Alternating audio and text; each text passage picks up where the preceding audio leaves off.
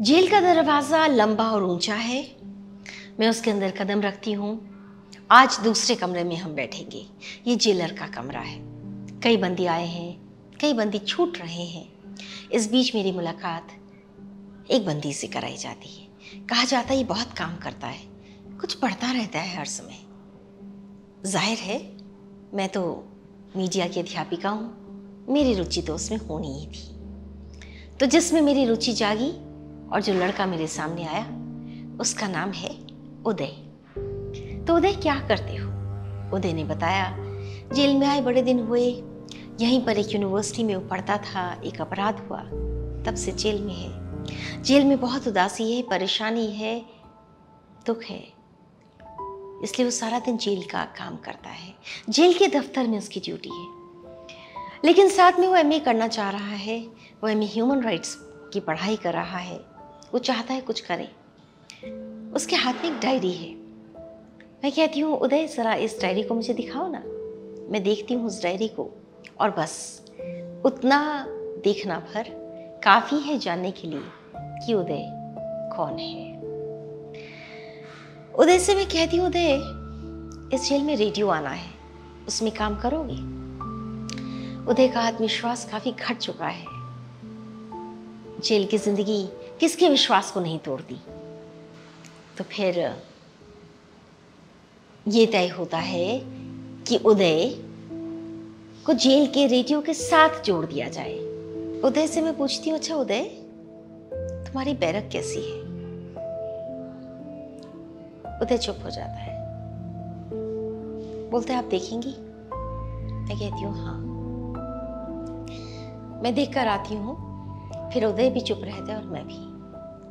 अगले दिन मैं उदय को कहती हूँ उदय अपनी इस बैरक का एक स्केच बना दो ना।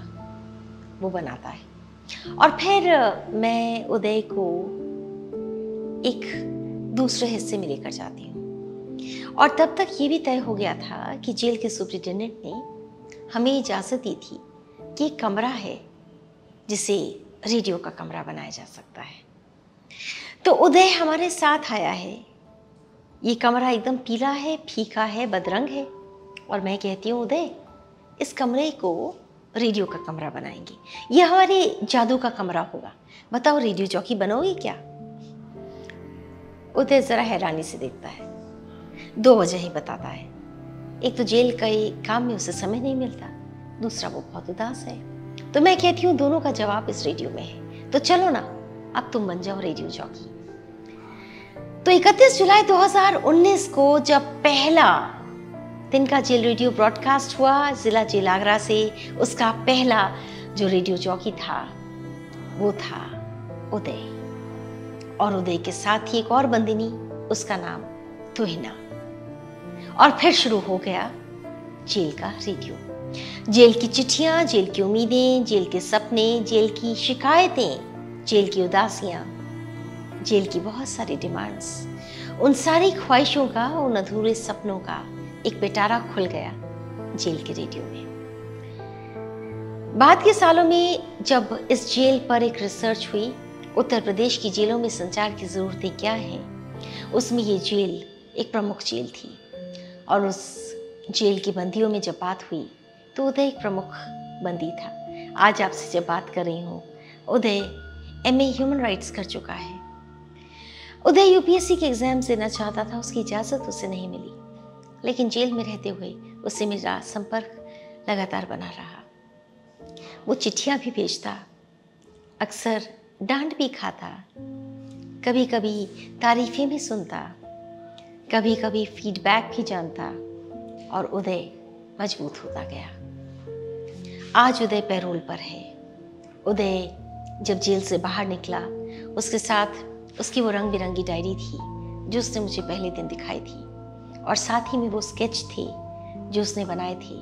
2 स्केच खास तौर पर। एक स्केच जेल के उस कमरे का, उस बैरक का जहाँ पर वो अपने साथियों के साथ बंदी था। और दूसरा स्केच जेल रेडियो के उस कमरे का जो तब बैरंग था, लेकिन उसने भी कुछ सपने संजोए थे कि जेल का रेडियो रूम कैसा हो।